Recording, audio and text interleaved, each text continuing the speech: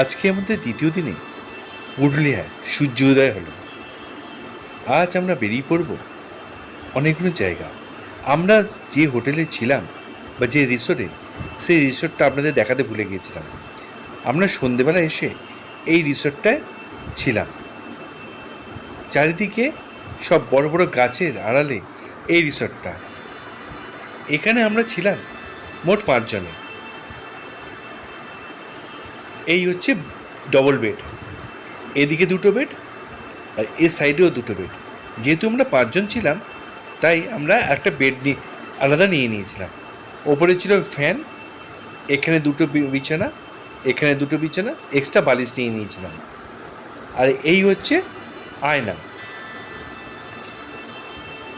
এর পাশে বাথরুম, এদিকে কোমোড আছে,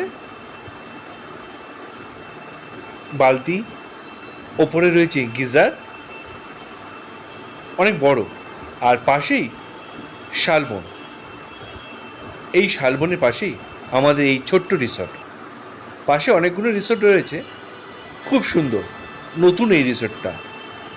আমরা তাই এই রাতে এখানে ছিলাম। চারিদিকে গাছে বেষ্টিত এই রিসর্টটা। এই রিসর্টে একদিনে আমাদের ভাড়া পড়েছিল 1200 টাকা। 5 জনে ছিলাম একটা রুমে। এরপর আমরা বেরিয়ে পড়লাম। সামনেই হচ্ছে অযোধ্যা পাহাড়ের বাস স্ট্যান্ড। এটা হচ্ছে অযোধ্যা পাহাড়ের বাস স্ট্যান্ড। এখান থেকে বাস বাঘমুন্ডি যায় আর পুরুলিয়া যায়। বাসগুলো আধ ঘন্টা 1 ঘন্টা অন্তর অন্তর। আর উল্টো দিকে রয়েছে গাড়ি স্ট্যান্ড, এখান থেকে আপনি গাড়ি ভাড়া করে নিতে পারেন। আমরা আগেই একটা গাড়ি বুক করে নিয়েছিলাম বেরোনোর জন্য। এই হচ্ছে বাস স্ট্যান্ড থেকে গাড়িগুলো ছাড়ে। আমরা গাড়ি ওঠার আগেই লোকাল সাইট সিনের জন্য হাঁটা শুরু করলাম। আমরা গ্রামের ভেতর দিকে হাঁটতে শুরু করলাম। কয়েকজনের কাছে জানতে পারলাম এখানে 2টো দেখার জায়গা আছে। একটা হচ্ছে দুর্গা মন্দির, আর একটা সীতাকুণ্ড। আমরা প্রথমেই চলে এলাম দুর্গা মন্দিরে।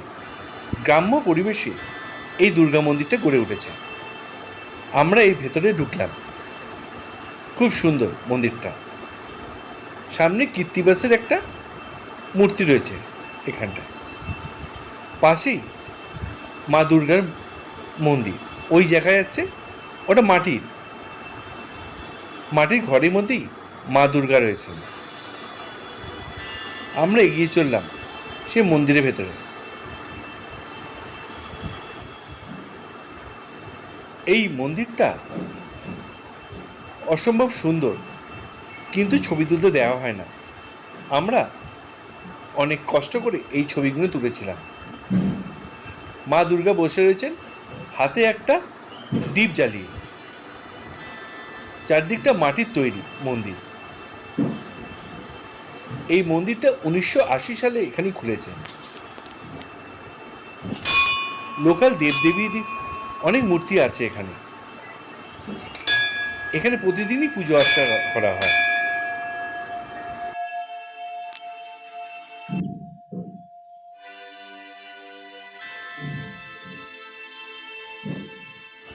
দুর্গা মন্দির দেখে আমরা এগিয়ে চললাম আরেকটু কিছু দূরে, যেখানে সীতাকুণ্ড আছে।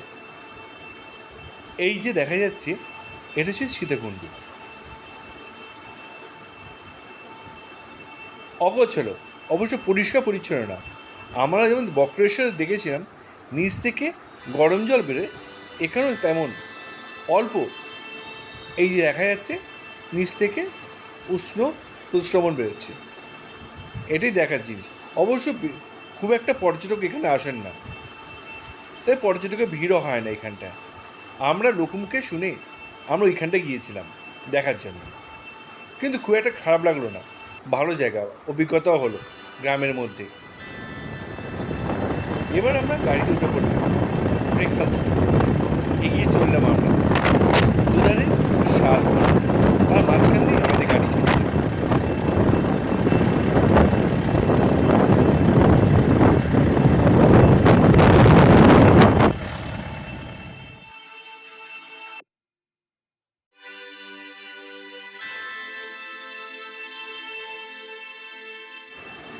আমাদের যাত্রাপথে পরপর পড়ল গ্রাম্য পরিবেশে মাটির বাড়ি।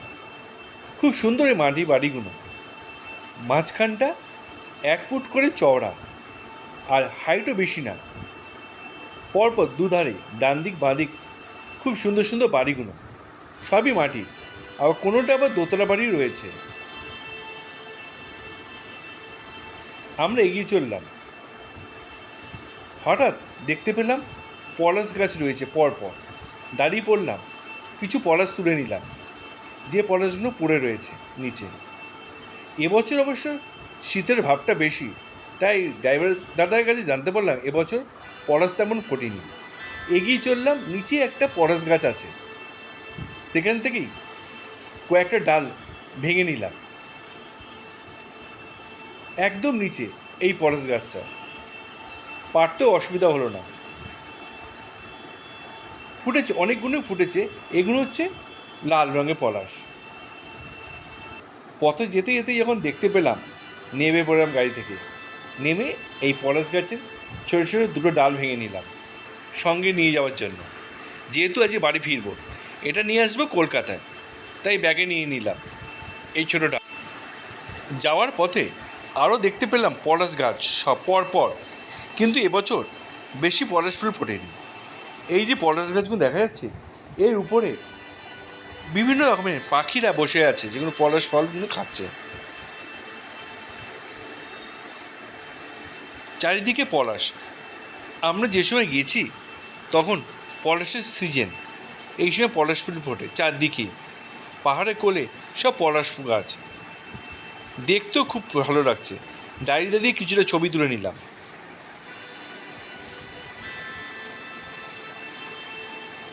ড্রাইভার দাদাকে জানতে পারলাম যে এবছর তেমন পলাশ নেই, এই গাছগুলো তখন ভরে যায় পলাশে,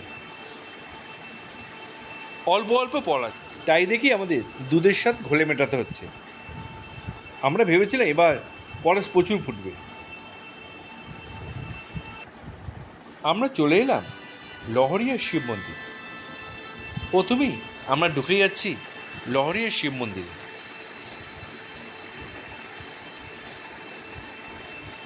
ডান দিক বাঁ দিকে সব বিভিন্ন রকমের দোকান বসেছে।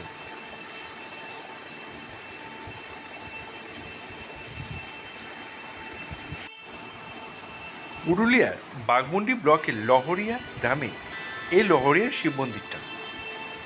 এখানে প্রতি বছর গাজনের সময় মহা ধুমধামে পুজো হয়।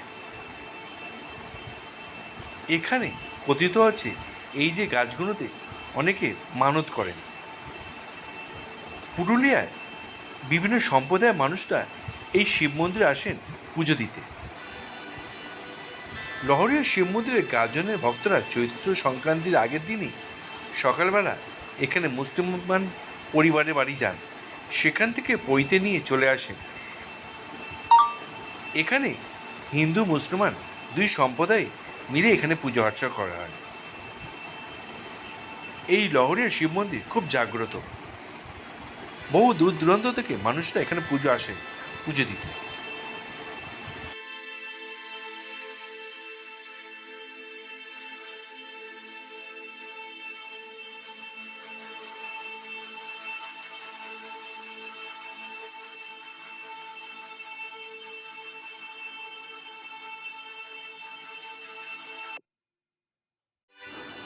লহরিয়া শিব মন্দিরের পাশেই রয়েছে লহরিয়া ড্যাম।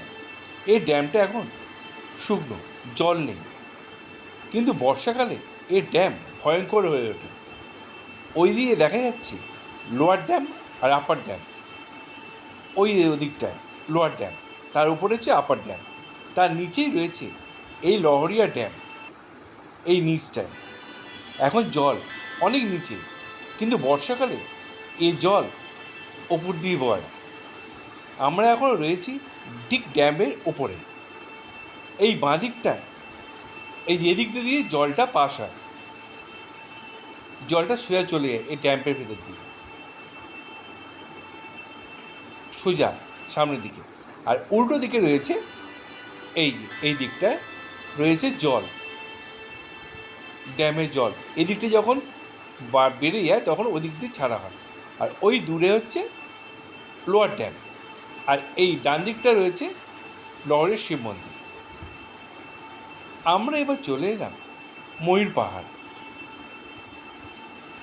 এগিয়ে চললাম ময়ূর পাহাড়ের দিকে।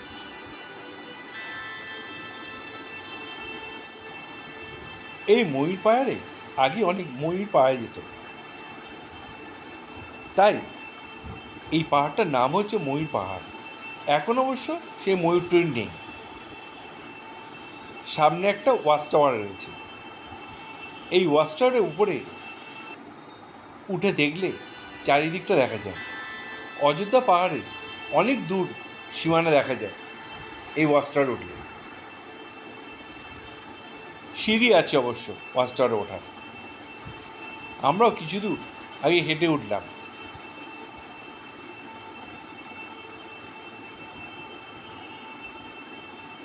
তারপর এই ওয়াচ টাওয়ারে ওঠার সিঁড়ি, এই সিঁড়ি দিয়ে ওপরে ওঠা যায় অনায়াসে, অসুবিধা হবে না উঠতে কারণে। সিঁড়িগুলো অনেক ছোটো ছোটো।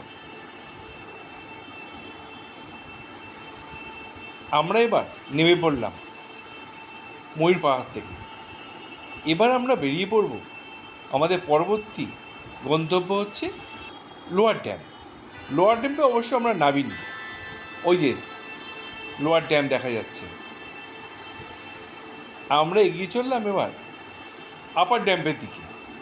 এখানে পরপর ড্যাম, ওইদিকে লোয়ার ড্যাম, লহরিয়া ড্যাম, আর আমরা এগিয়ে যাচ্ছি এবার আপার ড্যামের দিকে। এখন তেমন জল নেই, যেহেতু গরমকাল তো এখন জল নেই, কিন্তু বর্ষাকালে এই জল ছাপিয়ে যায়। তখন ড্যাম্পে আর ধরে রাখা যায় না, তখন ছেড়ে দিতে হয়।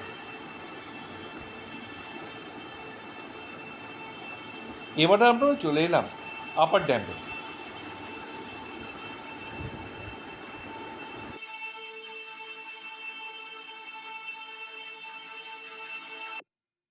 আমরা এবার যে ড্যামটিতে দাঁড়িয়ে আছি এটা হচ্ছে আপার ড্যাম। এই আপার ড্যামের উপর আমরা এখন দাঁড়িয়ে আছি। অপরূপ সুন্দর লাগছে এই আপার ড্যাম।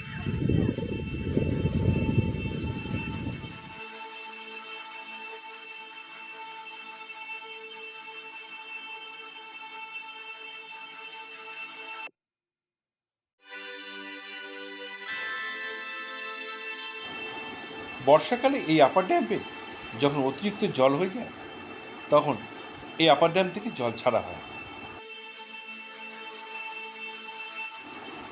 এবার আমরা চলে এলাম আমাদের শেষ গন্তব্য সুইসাইড পয়েন্ট।